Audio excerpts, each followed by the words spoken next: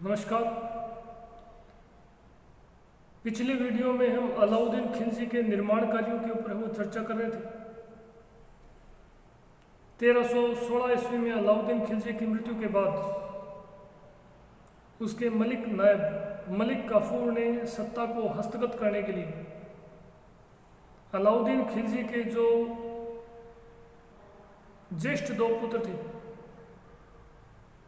ज्येष्ठ पुत्र खिजर खां और जो दूसरा पुत्र था,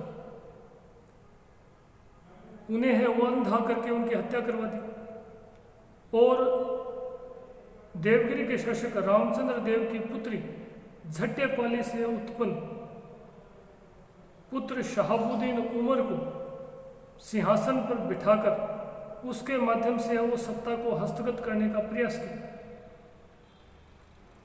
तत्पश्चात उसने अलाउद्दीन खिलजी के तीसरे पुत्र मुबारक शाह की वो हत्या करवाने का प्रयास किया, परंतु मुबारक शाह की हत्या के लिए भेजे गए जल्लाद मुबारक शाह की वो भावुक प्रार्थना से वो द्रवित हो गए और उन्होंने वो वापस लौटकर मलिक काफूर की वो हत्या कर दी।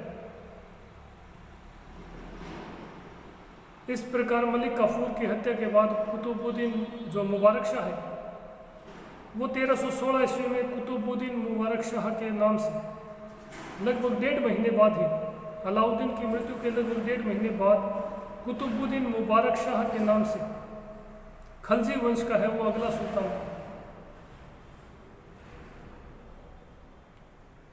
कुतुबुद्दीन मुबारक शाह है वो दिल्ली सल्तनत का पहला सुल्तान था जो जिसने स्वयं को खलीफा घोषित किया था, परंतु शीघ्र ही 15 अप्रैल 1320 ईस्वी को उसी के एक विश्वस्त सेनानायक और वजीर खुसरो शाह ने वो 15 अप्रैल 1320 ईस्वी की मध्य रात्रि को महल में घुसकर उसकी हत्या कर दी और खुसरो शाह नासिरुद्दीन खुसरो शाह के नाम से 1320 ईस्वी में दिल्ली का अगला सुल्तान। नासिरुद्दीन खुसरो शाह है वो एक परिवर्तित मुसलमान था, गुजराती हिंदू था जो बाद में मुस्लिम बन गया। शीघ्र ही जो तुर्क मुस्लिम थे उन्होंने एक परिवर्तित मुसलमान का सुल्तान बनना उनके लिए असह्य था, अतः शीघ्र ही उन असंतुष्ट तुर्की अमीरों ने दीपालपुर का जो सूबेदार था, सीमावर्ती यानी पंजाब वाला जो क्षेत्र है वहाँ पर सीमावर्ती क्षेत्र में दीपालपुर चौकी का जो सूबेदार और सीमा रक्षक गाजी तुगलक था, उसके नेतृत्व में वो संगठित होना शुरू कर दिया। गाजी मलिक ने भी अनेक तुर्की अमीरों को इस्लाम के खतरे में होने के आधार पर उनसे सहायता की अपील की, परंतु उसे इस आधार पर किसी भी प्रकार की जब सहायता प्राप्त नहीं हुई तो उसने और भी अन्य षड्यंत्र रचने का प्रयास किया। उसका पुत्र जूना खां जो बाद में मोहम्मद बिन तुगलक के नाम से सुल्तान बना, उस समय नासिरुद्दीन खुसरो शाह के दरबार में दिल्ली में था। शीघ्र ही उसने भी वो अपने पिता का अनुसरण करते हुए अपने पिता के वो षड्यंत्रों में भाग लेना शुरू कर दिया और जब अनेक असंतुष्ट तुर्की अमीर गाजी मलिक के वो पास पहुंच गए तो वह भी है वो अचानक भागकर अपने पिता के पास चला गया। तत्पश्चात गाजी तुगलक ने असंतुष्ट तुर्की अमीरों के सहयोग से वो दिल्ली पर आक्रमण करने का निश्चय किया और जब वह आगे बढ़ा तो उसे सर्वप्रथम समाना के सूबेदार यकलकी खां का सामना करना पड़ा, परंतु यकलकी खां पराजित होकर मारा गया। तत्पश्चात सिरसा के समीप सुल्तान नासिरुद्दीन खुसरो शाह के भाई हिसामुद्दीन ने उसका सामना किया, परंतु हिसामुद्दीन भी सिरसा के समीप गाजी तुगलक से पराजित होकर मारा गया। इसके बाद सुल्तान नासिरुद्दीन खुसरो शाह ने स्वयं दिल्ली के समीप ही गाजी तुगलक का है वो सामना करने का प्रयास किया और सितंबर 1320 ईस्वी में नासिरुद्दीन खुसरो शाह ने है वो गाजी तुगलक का सामना किया, परंतु वह पराजित होकर उसे भागना पड़ा परंतु शीघ्र ही उसे पकड़ लिया गया और मौत के घाट उतार दिया गया। इस प्रकार सितंबर 1320 ईस्वी में गाजी तुगलक गयासुद्दीन तुगलक के नाम से है वो दिल्ली का सुल्तान बना और तुगलक वंश की है वो नींव डाली। तुगलक वंश में 3 प्रमुख सुल्तान हुए, जिनमें गयासुद्दीन तुगलक जो कि तुगलक वंश का संस्थापक था, जिसने 1320 से 1325 ईस्वी तक शासन किया। उसकी मृत्यु के बाद उसके पुत्र जोना का, जो कि मोहम्मद बिन तुगलक के नाम से है, वो सुल्तान बना, जिसने 1325 से 1351 ईस्वी तक शासन किया। और मोहम्मद बिन तुगलक की मृत्यु के बाद 1351 से 1388 ईस्वी तक उसके चचेरे भाई फिरोज शाह तुगलक ने है वो शासन किया, जो परवर्ती तुगलक शासक सुल्तान बने। वो एक प्रकार से अत्यंत ही अयोग्य और विलासी सिद्ध हुए। उन्हीं में से एक तुगलक सुल्तान के शासनकाल में 1398-99 ईस्वी में तैमूर लंग का है वो भारत पर आक्रमण हुआ। देखिए, गयासुद्दीन तुगलक जो था तुगलक वंश का संस्थापक, उसके प्रारंभिक जीवन के बारे में है वो बहुत ही अल्प जानकारी प्राप्त होती है। समकालीन जो इतिहासकार है फरिश्ता, सल्तनत कालीन जो इतिहासकार है फरिश्ता, अगर उसके तथ्यों पर विश्वास किया जाए तो गयासुद्दीन तुगलक एक तुर्क पिता और एक हिंदू जाट माता का है वो पुत्र था। उसकी माता है वो जाट थी। आधुनिक इतिहासकारों में डॉक्टर जो ईश्वरी प्रसाद है, उन्होंने तुगलक सुल्तानों के लिए करोना तुर्क शब्द का प्रयोग किया। ईश्वरी प्रसाद ने अपनी पुस्तक हिस्ट्री ऑफ करोना तुर्क्स में इन तुगलक सुल्तानों को करोना तुर्क के नाम से संबोधित किया है। करोना तुर्क से उनका तात्पर्य मिश्रित तुर्कों से है, यानी जिनके पिता तुर्क और माता है वो भारतीय परिवर्तित मुस्लिम या भारतीय हिंदू थे। उनकी संतानों के लिए, उन तुर्क पिताओं की संतानों के लिए आधुनिक इतिहासकार ईश्वरी प्रसाद ने करोना तुर्क शब्द का प्रयोग किया। तुगलक सुल्तानों के ऊपर लिखी गई पुस्तकों में आधुनिक इतिहासकार डॉक्टर आगा मेहंदी हुसैन की पुस्तक the rise and fall of Mohammad bin Tughlaq भी प्रसिद्ध है। इसी पुस्तक से हमें मोहम्मद बिन तुगलक के नव प्रवर्तनों के बारे में, यानी उसकी नवीन परिवर्तित योजनाओं के बारे में विस्तार पूर्वक जानकारी प्राप्त होती है।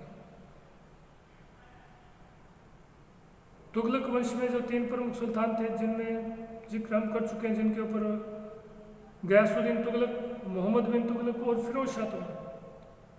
आज हम गयासुद्दीन तुगलक के ऊपर है वो चर्चा करेंगे। हालांकि उसके प्रारंभिक जो जीवन है उसके बारे में सूचना है वो अत्यंत ही वो अल्प प्राप्त होती है, और उसके प्रारंभिक जीवन के ऊपर है वो इतिहासकारों में पर्याप्त मतभेद भी है। परंतु ऐसा माना जाता है कि उसकी माता है वो एक हिंदू जाट थी तथा उसका पिता है वो तुर्क था। और नासिरुद्दीन खुसरो शाह के समय वह दीपालपुरा का है वो जो सीमावर्ती चौकी थी उसका सूबेदार था, और उसने वो तुर्कों के, उसने जो मंगोल थे उन मंगोलों के विरुद्ध है वो सफल अभियान भी किए थे।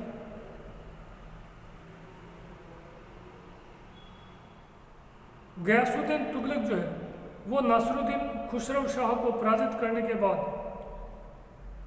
सितंबर 1320 ईस्वी में उसने दिल्ली पर अधिकार किया और गयासुद्दीन तुगलक के नाम से वो तुगलक वंश की स्थापना कर दिल्ली का सुल्तान बना, जिसने फरवरी 1325 ईस्वी तक है वो शासन किया। गयासुद्दीन तुगलक दिल्ली का पहला और एकमात्र सुल्तान था जिसने गाजी की उपाधि धारण की थी। देखिए, प्रश्न कई बार प्रतियोगी परीक्षाओं में पूछे जाते हैं। कुतुबुद्दीन मुबारक शाह खिलजी जो पीछे था, जिसने 1316 से 1320 ईस्वी तक शासन किया था, उस पर एक क्वेश्चन बहुधा पूछा जाता है कि वो दिल्ली का एकमात्र सुल्तान था जिसने स्वयं को खलीफा घोषित किया। इसी प्रकार गयासुद्दीन तुगलक या गाजी तुगलक दिल्ली का पहला और एकमात्र सुल्तान था जिसने गाजी की उपाधि धारण की थी। गयासुद्दीन तुगलक ही दिल्ली का पहला सुल्तान था जिसने अलाउद्दीन खिलजी की दक्षिण भारतीय नीति को परिवर्तित किया। गयासुद्दीन तुगलक ने पहली बार 1323 ईस्वी में अलाउद्दीन की दक्षिण नीति को परिवर्तित करते हुए वारंगल के काकतीय राज्य और मथुरा के जो पांड्य राज्य था उसका दिल्ली सल्तनत में विलीनीकरण कर लिया। अर्थात दिल्ली सल्तनत में गयासुद्दीन तुगलक ने पहली बार दक्षिण भारतीय राज्यों के दिल्ली सल्तनत में विलीनीकरण की नीति का अनुसरण किया। यानी दक्षिण भारतीय राज्यों को पहली बार दिल्ली सल्तनत में मिलाने की जो नीति है वो गयासुद्दीन तुगलक द्वारा अपनाई गई। गयासुद्दीन तुगलक दिल्ली सल्तनत का तीसरा सुल्तान था जिसने दिल्ली के समीप एक नए नगर की स्थापना की थी। पीछे हम पढ़ चुके हैं कि कुतुबुद्दीन ऐबक ने दिल्ली के समीप किला ए राय पिथौरा नामक नए नगर की स्थापना की थी। दूसरा अलाउद्दीन खिलजी था जिसने श्रीनगर की स्थापना की। तीसरा गयासुद्दीन तुगलक था जिसने दिल्ली के समीप तुगलकाबाद नामक एक नए नगर की स्थापना की थी। गयासुद्दीन तुगलक ने अपने जीवन काल में ही अपने मकबरे का निर्माण दिल्ली में करवाया। गयासुद्दीन तुगलक द्वारा निर्मित यह मकबरा पूर्णतः लाल पत्थर से बना है, लेकिन इसका जो गुंबद है वो सफेद संगमरमर से बना हुआ है। इसके अलावा देखिए, सल्तनत काल में सर्वप्रथम नहरों के निर्माण का जो श्रेय है वो गयासुद्दीन तुगलक को ही दिया जाता है। गयासुद्दीन तुगलक ने ही सर्वप्रथम सिंचित कृषि के महत्व को समझा और पश्चिमी क्षेत्रों में, सीमांत क्षेत्रों में रहते उसने एक प्रकार से सिंचित कृषि के वो लाभों के बारे में वो विस्तृत जानकारी जुटाई और वहीं पर उसने वो नहर निर्माण की वो योजनाएं बनाई थी। गयासुद्दीन तुगलक के द्वारा है वो नहरों का निर्माण प्रारंभ भी करवाया गया था, किंतु 1325 ईस्वी में उसकी मृत्यु के बाद यह नहर निर्माण का कार्य कालांतर में फिरोज शाह तुगलक के द्वारा है वो पूर्ण करवाया गया था। सल्तनत काल में जो लगान भू राजस्व की जो दर है, आधुनिक इतिहासकार ऐसा मानते हैं कि संभवतः संपूर्ण सल्तनत काल में भू राजस्व यानी कि लगान की जो सबसे कम दर है वो गयासुद्दीन तुगलक के समय ही थी। गयासुद्दीन तुगलक के समय भू राजस्व या लगान की जो दर है वो महज 10 या 11% रही थी, जबकि सल्तनत काल में जो सबसे ज़्यादा लगान की दर है वो सबसे ज़्यादा अलाउद्दीन खिलजी द्वारा 50% तक बढ़ाई गई थी। यद्यपि कुछ पश्चातवर्ती सुल्तानों ने भी इसे 50% तक करने का प्रयास किया, लेकिन सर्वप्रथम अलाउद्दीन खिलजी द्वारा भू राजस्व की दर है वो 50% की गई थी, जबकि गयासुद्दीन तुगलक के समय यह दर भू राजस्व की जो दर है वो सबसे कम अर्थात 10 से 11% तक थी। गयासुद्दीन तुगलक के ऊपर है वो कोई बड़ा क्वेश्चन नहीं आता है। तुगलक सुल्तानों में जो क्वेश्चन पूछे जाते हैं उनमें एक प्रश्न आता है कि मोहम्मद बिन तुगलक के नव प्रवर्तन या नवीन परिवर्तित योजनाओं का विश्लेषण कीजिए। यह आ जाता है फिरोज शाह तुगलक की है वो धार्मिक नीति के ऊपर प्रश्न आ जाता है, या फिरोज शाह तुगलक के है वो प्रशासनिक कार्यों के ऊपर है वो प्रश्न आ जाता है। तो अगला जो वीडियो है उसमें हम मोहम्मद बिन तुगलक के नव प्रवर्तन यानी उसकी नवीन योजनाओं, उसके नवाचारों के ऊपर है वो चर्चा करेंगे। धन्यवाद।